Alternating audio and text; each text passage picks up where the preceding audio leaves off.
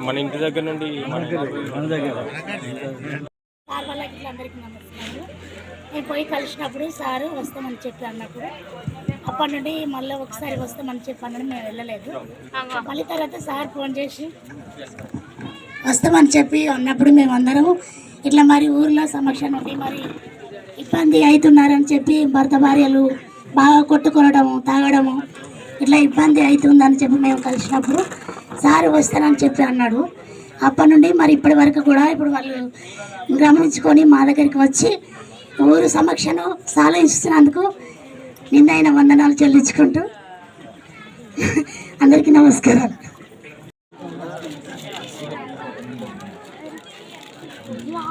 sir